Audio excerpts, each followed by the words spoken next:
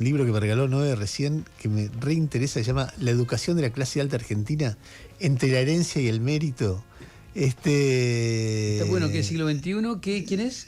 Victoria Gesassi, no, debe ser una teórica, a ver, dice, doctora en antropología social y magíster en ciencias sociales, becaria. ¿Podemos invitar? Y por eso sí, lo voy a leer Porque y después te digo. hay algo ahí dando vuelta, siempre viste que se dice Bueno, la discusión pública que hubo entre Nancy Pasos y Santilli, que en realidad es más Nancy que usted Santilli que Santilli a Nancy, en un momento cuando le preguntan por qué sus hijos son libertarios, dice, bueno, por el colegio al que fueron. Y cuenta la discusión que hubo en su versión con Santilli en el momento de entrar a la secundaria, y Santilli dijo, elegí el colegio que quieras, pero de tal cuota para arriba. Claro. Que sea caro. Entonces le preguntan por qué, dice, porque él decía que así como billetera mata galán, conexiones mata currículum. Entonces, claro, hay que es un diálogo, haya existido o no, es un diálogo. No, pero es buenísima la idea. Tan interesante, porque conexiones para qué. ¿Viste? Sí, claro. Yo creo que hay algún sector de la sociedad donde la identidad tiene que ver mucho con el dinero que vos ganás. Y eso es una presión. Y es un motivo para mí de infelicidad en la vida que es terrible, porque la identidad tiene que ver con algo interno. Por supuesto que si ganás más guita, está mejor si ganás menos, pero si sos rico e infeliz, la pasás peor. Está bien, pero la mayoría de la gente prefiere ser rica e infeliz, ¿no? Bueno. No ser pobre e infeliz. No, está bien, pero por ahí. No, está bien, entre rico y pobre, mejor rico, es obvio. Claro. Pero lo que pasa es que la educación es algo mucho más complejo, porque, por ejemplo, la pasión por el conocimiento te hace feliz. No, claro. ¿Entendés? Y por ahí ganas menos. Después tenés el tema de que la vocación. Lo que se dice que la clase alta hace 50 años era una clase más culta que la de ahora. Que estaba más ligada al arte, a la cultura, y sin embargo esta no. Esta es una cosa más pragmática, que pasa por otro lado, por lo menos lo que yo escucho habitualmente. Pero bueno, parece interesante. Interesante. Las élites, de todas maneras, mira, pensando ahora en la cuestión judicial que hoy te metiste, en realidad lo toca Cristina en la carta, pero es un tema que a mí me obsesiona, directamente me obsesiona. Vos te das cuenta que lo que se llama la familia judicial tiene que ver con eso. O sea, la justicia es una justicia de la clase alta. Para ser juez federal, para ser miembro de la Corte, en general perteneces a un sector social. Respondés a un ámbito económico. Me parece que algo de eso hay en cuanto a las conexiones. Por eso uno ve con tanta claridad cómo en general nunca vienen castigos judiciales, por más que hagan lo que hagan, a los sectores de poder económico. Bueno, te voy a leer la parte de la carta de Cristina que hace referencia al tema, a ver hasta dónde estás de acuerdo, hasta dónde no. A ver. Dice, al día siguiente de la elección del 26 de octubre, la Corte de los Tres sobreseyó por un lado a Mauricio Macri, nada más ni nada menos que por el espionaje comprobado a los familiares de las víctimas del Ara San Juan, a Caputo en una causa penal, a Sturzenegger en una causa por abuso de autoridad en la que la víctima era mi hija Florencia, y al propio Milei en otra causa penal. Ese mismo día y a la misma hora, esa misma Corte confirmó la condena contra Martín Sabatella, presidente del Partido Nuevo Encuentro, por la aplicación de la ley de medios. Rechazó al menos 10 recursos de quien suscribe, uno de ellos en la causa que investiga el intento de asesinato perpetrado contra mi persona, y coronó su día de furia antiperonista confirmando 2 condenas contra Guillermo Moreno, que incluyen no solo privación ilegítima de la libertad, sino inhabilitación de por vida para ejercer cargos públicos, en 2 causas iniciadas por el Grupo Clarín, una por su actuación en una asamblea de papel prensa y otra por el llamado cotillón anticlarín. Si, así como se lee, un dirigente político va a sufrir privación de la libertad e inhabilitación para ejercer cargos públicos de por vida por haber repartido objetos que decían Clarín miente, esa condena fue tapa del diario Clarín al día siguiente de la resolución de la Corte de los Tres. Si algo queda claro es que la dirigencia política, sindical y social en la Argentina está en libertad condicional. El objetivo, que ningún dirigente se atreva a defender los intereses del pueblo, de la nación y del pueblo, y ejercerlos en favor de un proceso de desendeudamiento de la Argentina para mejorar la calidad de vida de las grandes mayorías nacionales con trabajo y producción. A este efecto disciplinador de la persecución política, mediática y judicial se le suman las maniobras que tienen como objetivo la división y balcanización del campo nacional y popular a través de la cooptación y seducción de dirigentes. Nada nuevo bajo el sol, es la vieja historia con nuevos métodos. Por eso, como ya dijimos, necesitamos dirigentes con cabeza, corazón y mucho, pero mucho coraje. ¿Qué pensás? No, sacando la parte de consideraciones políticas, son hechos. Son hechos. Es una corte que el martes se reunió y falló contra el peronismo en todos los dirigentes peronistas que tenían algún tipo de recurso o algún tipo de planteo salieron en contra. Y todos los planteos que había que podían perjudicar a Mauricio Macri, a Sturzenegger, salieron a favor. Es tan evidente, pero se viene dando hace años, hace años. El kirchnerismo, donde yo creo que hubo corrupción y donde creo que muchas de las causas penales tienen fundamento, tenés, no sé, 15, 16 funcionarios condenados, incluso la propia Cristina, en la causa, para mí en la causa más débil que hay sobre Cristina, para llegar a Cristina, ¿no? Porque, por ejemplo, en la causa de Lara San Juan, es probable que la responsabilidad, sea muy difícil llegar a Macri, pero nadie abajo, porque el hecho se comprobó, hubo espionaje. Pues si vos podés, bueno, a lo mejor el ministro de Defensa, alguien autorizó, no sé, la CIDE, alguien autorizó que investigaran y espiaran ilegalmente lo de Lara San Juan. Después hay que llegar al presidente. Lo que pasa es que si tenés que llegar a un ministro o un presidente, peronistas llegan enseguida. Cuando tienen que llegar a un funcionario de otra fuerza política más ligada al poder económico, no llegan. Es una calamidad. La justicia argentina es parte central del problema que tiene este país. A ver, esta corte de 3, que no sabe si estrictamente responde a Milei, yo lo chicaneo un poco, digo que la corte adicta a Milei, pero en realidad la corte adicta al poder económico. No falla sobre la constitucionalidad del decreto 70-2023. 2 años, Ernesto, y tardaron 1 mes en resolver la prisión de Cristina. Es muy evidente, no sé, yo me siento hablando, cuando yo rompo las bolas con Lago Escondido, no es por Lago Escondido en sí. Lago Escondido muestra un caso, la vinculación del poder económico, en este caso del mayor grupo de medios de la Argentina, con los jueces. Y a su vez se autocelebran. Recién estaba viendo una revista sobre el evento que hubo hace poco de los jueces, y vos ves, los premios son Amaíque, son tipos que estuvieron en Lago Escondido, que tienen muchos cuestionamientos. Es decir, los cuestionamientos no funcionan. Son como, se mueven como una clase social aparte, muy vinculada al poder económico. Por eso en algún punto el libro quizás tenga algún contacto con eso. Vos llegás a un juzgado federal si sos parte de la familia judicial. Cada vez que aparece un tipo diferente, termina marginado. Alguien que vos decís, che, Delgado, ¿te acordás del fallecido fiscal Delgado? Lo veíamos como una rareza.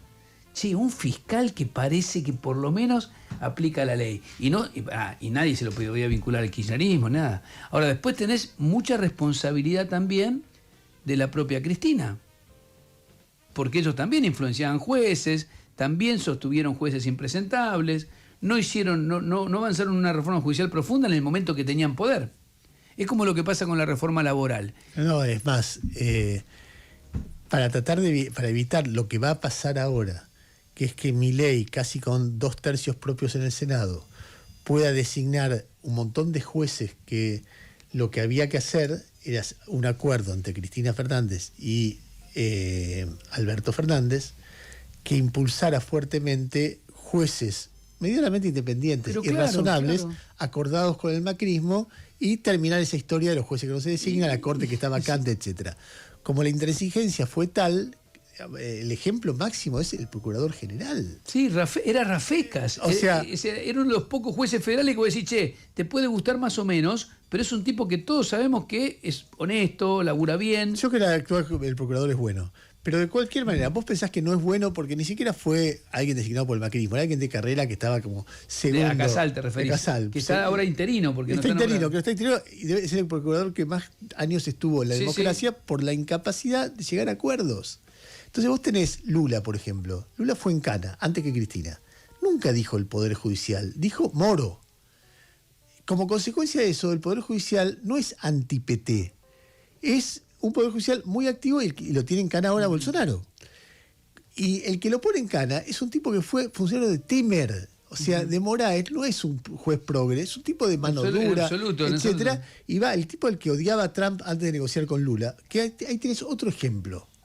Lula enfrenta a Trump como ningún presidente de Brasil y después negocia. No es el enfrentamiento porque... No es el enfrentamiento por el enfrentamiento. O porque te sirve para un relato. Entonces yo lo que veo del 2008 para acá, tanto en los dos poderes que Cristina hace hincapié todo el tiempo, que a ver, ellos hacen un relato sobre qué es Clarín y qué es la justicia, y van siendo un actor determinante en transformar a Clarín en la justicia lo que ellos dicen que es. Sí, sí. Entonces, eso no justifica que el otro se transforma en eso, porque si la justicia actúa de manera, no me importa lo que diga, lo que haya hecho Cristina, la justicia es totalmente... No, debería ser imparcial, debería ser por lo menos lo más imparcial posible. Claro, pero las guerras influyen sobre los seres humanos, y la manera, que es lo que yo le decía hoy a Moreno. ¿Por qué escalaron tanto la guerra con Clarín? Ahora, una cosa es que escalen y otra cosa que un tipo vaya preso por repartir cotillones, de manera arbitraria. Son unos caraduras.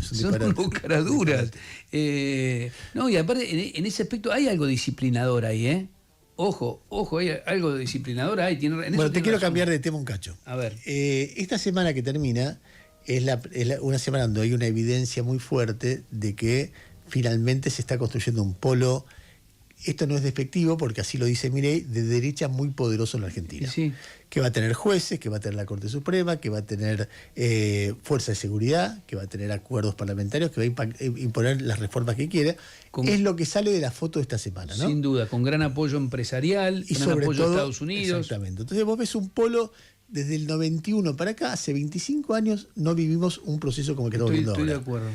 Y entonces hay verdades de perogrullo que parece ser que son verdades indiscutibles. Y hoy a la mañana yo ponía audios de un personaje que estoy siguiendo mucho, porque resulta que si vos abrís un poquito la cabeza, las verdades no son indiscutibles. Por ejemplo, si el Estado no sirve, ¿por qué China es tan exitoso? Pregunta elemental. El país más exitoso del mundo en este momento es un país donde el Estado es central. Cualquier inversión extranjera debe ser asociada con una empresa del Estado chino. Sí, pero es un Estado muy eficiente y muy inteligente. Bueno, está bien, pero es un Estado. Un Estado que hace rígido. La idea de que el Estado no puede existir o no debe existir o es ineficiente siempre es desafiada por China. Pero además, los dos países más importantes, más poderosos de América Latina son Brasil y México. Brasil y México tienen dos líderes que son eficientes, que no están en crisis, que son muy populares, o sea, la gente los quiere, que por supuesto los sectores más ricos lo resisten porque piensan en los más pobres, pero sostienen lo que piensan. Un personaje muy interesante al respecto, búsquenla en Instagram. Yo la sigo, ya sé de quién vas a hablar. Claudia Sheinbaum. Ya sé de quién vas a hablar. Hoy a la mañana puse 2 audios, podría haber puesto 10, ¿eh? Sí, pero conceptualmente... Es durísima. Es alucinante escucharlo. Escuchalo, tenemos ahí a Claudia Sheinbaum hablando, no sé cuándo dijo estas cosas, pero las dice todo el tiempo, todos los días. Escuchá esto. Como ahora lo que está de moda, la libertad, la palabra libertad favorita de la derecha. ¿Cuál libertad buscan ellos? La libertad del mercado. Mientras unos se mueren de hambre porque tienen salarios bajos, como ocurrió durante 36 años con el neoliberalismo. ¿Cuál libertad? La libertad del mercado, sin ninguna intervención, porque eso es a lo que apelan. Entonces, en realidad es una falsa libertad y es una falsa democracia la que defiende. La verdadera libertad es la que se vive hoy en México. Que tenemos problemas en el país, pues nadie lo niega y estamos trabajando para atenderlos. El problema es si queremos regresar al pasado autoritario, al pasado antidemocrático, al pasado... Bueno, sigue, pero mirá la contundencia de lo ideológico. Sí. Es una mujer universitaria, perdóname, mujer presidiendo México.